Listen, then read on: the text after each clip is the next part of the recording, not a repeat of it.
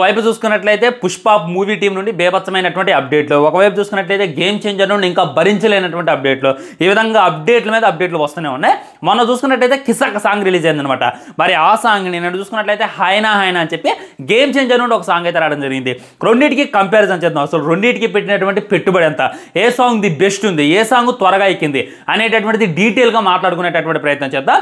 నేను ఎప్పుడు చెప్తున్నా నేను కంపారిజన్ చేసేది అల్లు అర్జున్కి రామ్ చరణ్కి కానే కాదు, మన తమన్కి సుకుమార్ గారికి అసలే కాదనమాట. అండ్ నేను కంపారిజన్ చేసేది మన తమన్కి ఉండొచ్చు డిఎస్పీకి అనమాట. మ్యూజిక్ డైరెక్టర్స్ని కంపారిజన్ చేసి సాంగ్స్కి వచ్చినటువంటి వ్యూస్ బట్టే ఏ సాంగ్ త్వరగా ఎక్కింది అనేటటువంటిది డీటెయిల్గా మాట్లాడతా. వీడియో అయితే చివరిదాకా చూసేటటువంటి ప్రయత్నం చేయండి. ఒకటి చూసుకున్నట్లయితే ఐటమ్ సాంగ్, ఇంకోటి చూసుకున్నట్లయితే మెలోడీ సాంగ్.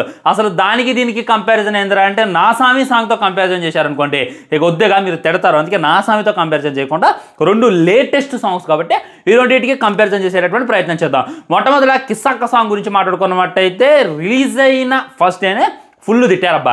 అంటావా ఎక్కడ, ఈ కిసక సాంగ్ ఎక్కడ, ఇదేంది ఫుల్ డిసప్పాయింట్ చేశారు. అసలు డిఎస్పీ అనే దీనికి మ్యూజిక్ ఇచ్చింది, తమన్ని మ్యూజిక్ డైరెక్టర్గా పెట్టడం వల్ల డిఎస్పీ డిసప్పాయింట్మెంట్ అయిపోయి సరిగ్గా ఇవ్వలేదు అని చెప్పి ప్రతి ఒక్కరు తిట్టారు. రిలీజ్ అయ్యి ఇది ఎక్కడ సాంగ్ అని చెప్పి ప్రతి ఒక్కరు ట్రోల్ చేశారు. కానీ అది స్లో పాయిజన్ లాగా ఎక్కింది.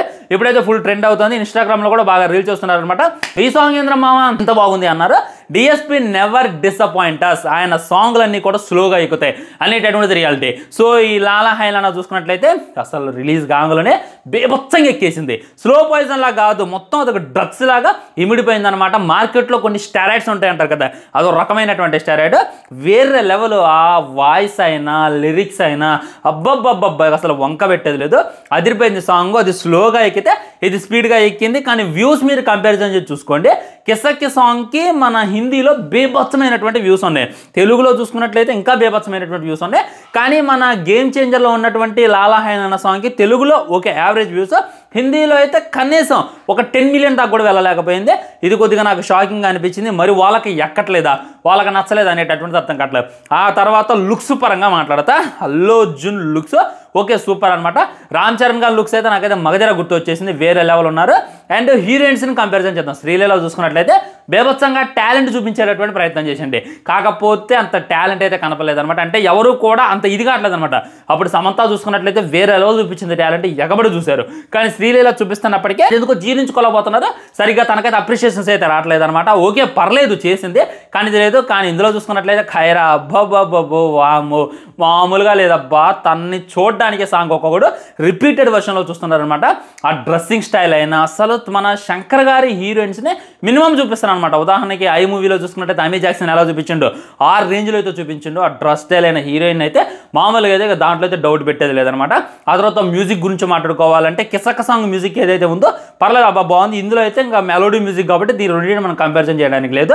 గ్రాఫిక్స్ గురించి మాట్లాడాలి. మీరు కిసక సాంగ్ ఎంత పెట్టుబడి పెట్టారు అనేటటువంటిది మనకు తెలియదులే, కానీ చాలా క్లియర్ అండ్ కట్గా ఉందన్నమాట. ఆ ఇమేజెస్ అయినా ఆ పెట్టేటటువంటిది కూడా చాలా క్లియర్గా చూపించండి, చాలా హెచ్డీలో చూపించి చాలా బాగుంది. కానీ ఇందులో చూసుకున్నట్లయితే అక్కడక్కడ ఇమేజ్లు పెట్టడం అయితే సెట్ కాలేదు. నేను దీని గురించి మాట్లాడితే అది ఇమేజెస్ బ్రో, వీడియోలో బాగుంటుందంటే మరి ఇమేజెస్లో కూడా బాగుండాలి కదా. వాళ్ళు నదిపై నుంచి ఉన్నప్పుడు ఆ నీళ్ళు అనేటటువంటి కొద్దిగా వెనక్కి వెళ్ళాలి, ఏదో ఫోటో తీసుకెళ్ళి నది మీద అతికిచ్చినట్టు ఉండకూడదు.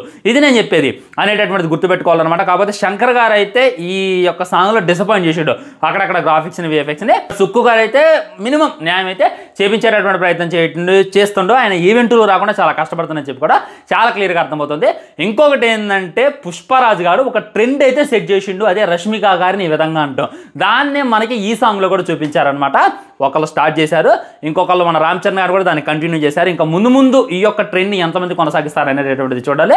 నిజంగా ట్రెండ్ సెట్ చేసేది కూడా అల్లు అర్జున్ అని చెప్పి నాకైతే అనిపించింది అనమాట. ఇది ఫ్రెండ్స్ కంపారిజన్. ఏ సాంగ్ ఇంట్రెస్టింగ్ అనిపించింది అనేటటువంటిది డెఫినెట్గా కింద కామెంట్ చేయండి. వీడియో లైక్ చేయండి, షేర్ చేయండి, ఛానల్ సబ్స్క్రైబ్ చేయండి. వందే మాత్రం జై హింద్, నమస్కారం.